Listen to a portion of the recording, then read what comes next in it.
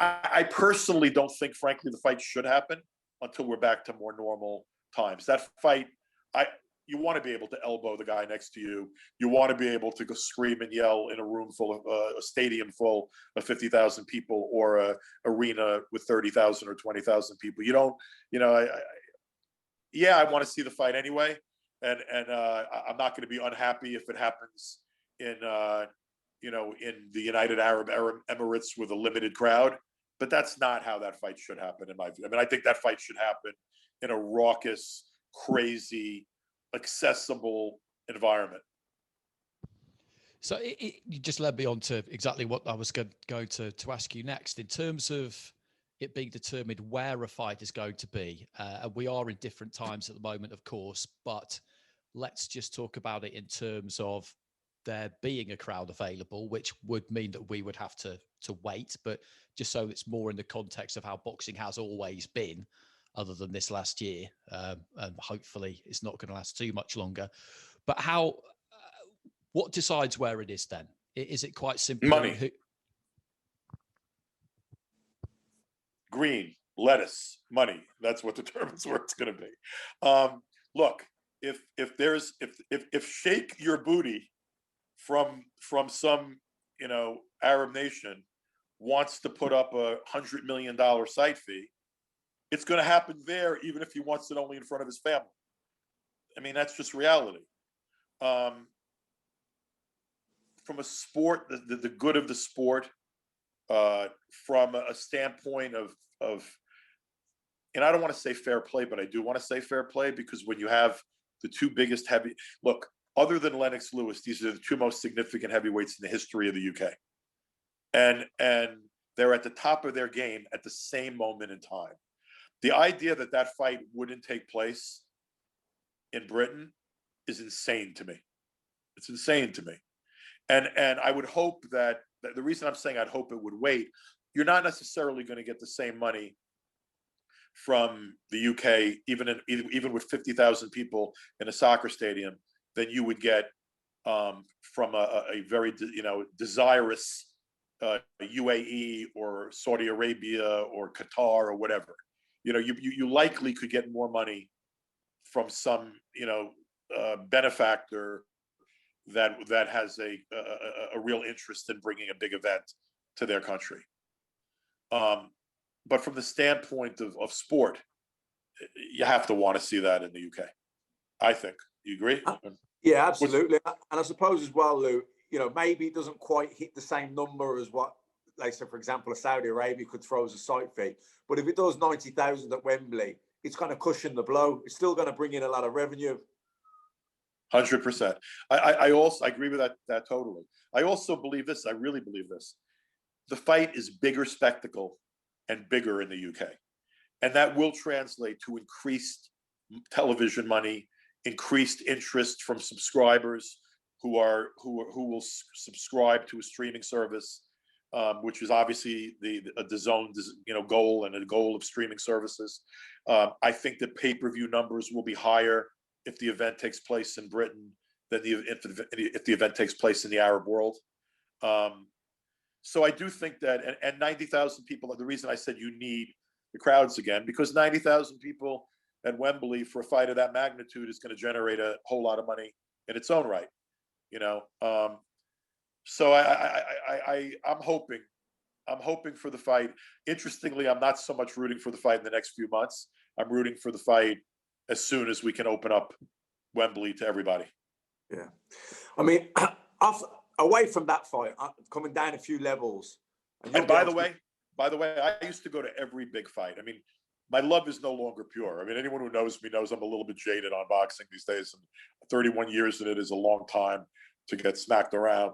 But I would fly. Like, if everything's normal, I got my vaccine and things are back to normal, I'm getting on an airplane and I'm coming to that fight. Because that's a Super Bowl of our sport. That's as good as it gets.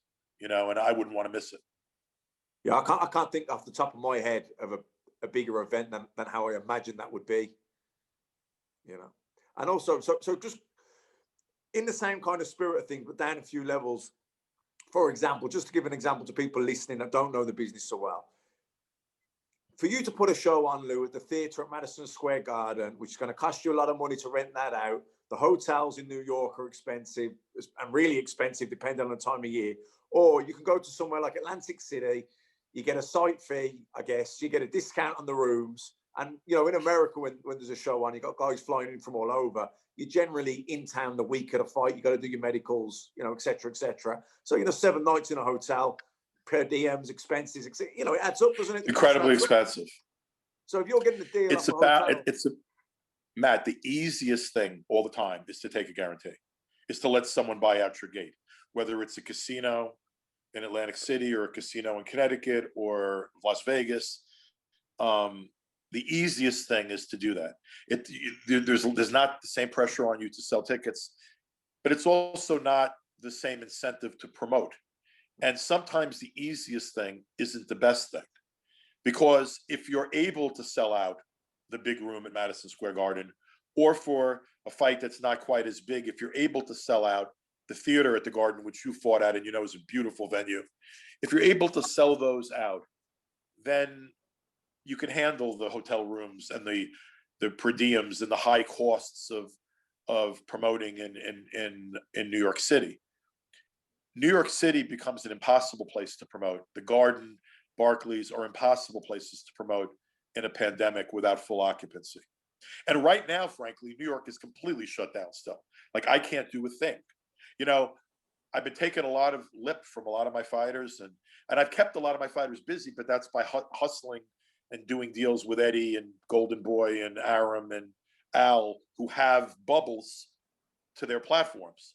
But I am not legally allowed to do anything right now in New York. And you can't even do a 25% audience in a big venue in New York. You can't do boxing in New York right now. I think when we come back, though, I think there's going to be a lot of I think the public, as soon as it's safe, is going to be running to go back to the way things used to be able to scream and yell and watch a great fight card. And I think there will be a renewed interest.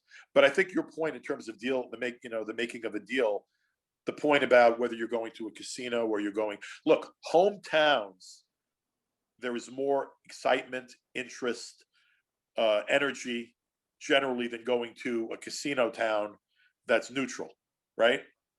But for the business element of it, paying the higher purse, the promoter taking less risk, the safer way is to get a guarantee, but it's often not the best way.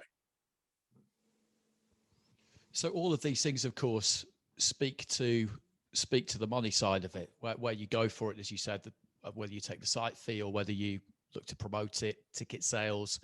TV obviously has a big say in how much money the fight's going to make, how big it's going to be. So with all that kind of in mind, do you wait until all of that is done before you can say to the fighters, okay, this is what you will get paid? And then with regards to what they get paid, how does that work? Do they get a certain guarantee, and then past a certain point they go to pay-per-view sales, or how does it work? Well, on a pay-per-view event or a major event, there generally is some kind of a revenue split between the promoter and in this case, I'm going to consider the PBC to be promoted by Al, even though he's not technically a promoter. But I think it would be a revenue split worked out between the promoter and the fighter. But promoters do business very different ways. Like Matt knows this because he's done business with me, but I'm almost always on a revenue split basis. And I generally basically go to the manager and the fighter and say, here's what's on the table. And here's what I think is fair for you. And here's what I think is fair for me. And then you wind up usually arguing a little bit between the manager, the fighter, and yourself. And you make a fair deal. A lot of promoters simply never go through that kind of process. Now, if the fighter's making enough money sometimes, because the promoter they're working with has a huge economic backing, and he doesn't show his cards, but he's giving the fighter enough money to satisfy the fighter, that works for the fighter's interests.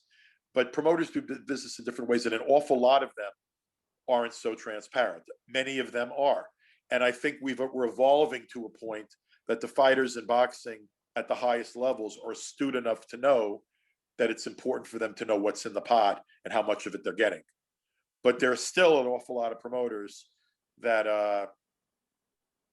that make a guarantee to the fighter, and that's that. But Lou, did that not change a little bit with the Muhammad Ali Act? Didn't it become kind of law that there had to be a more transparency around the splits? Yeah, it became a law, but it's a law that nobody's enforcing. Like, they put a law into effect, and no one's ever enforced that law.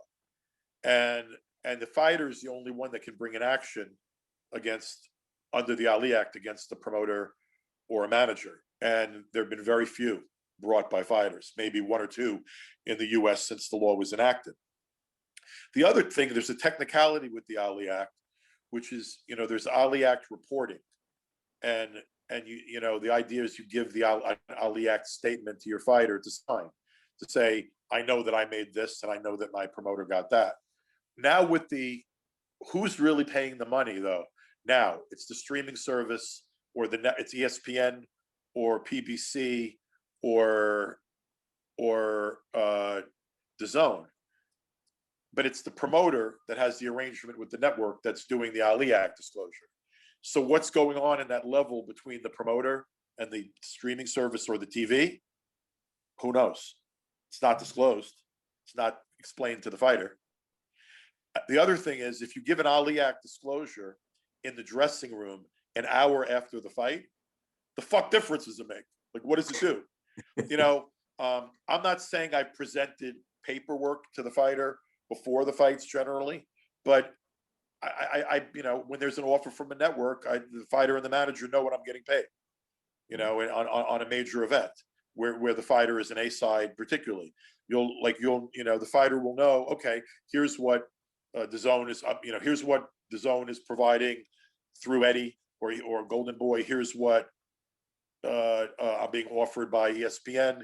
Here's what's being offered by Fox or Showtime or whatever. And then you sit there and basically you're on at least a relatively equivalent ground of knowledge, but technically there's not a legal requirement in writing that says you have to present information to the fighter before he signs the contract.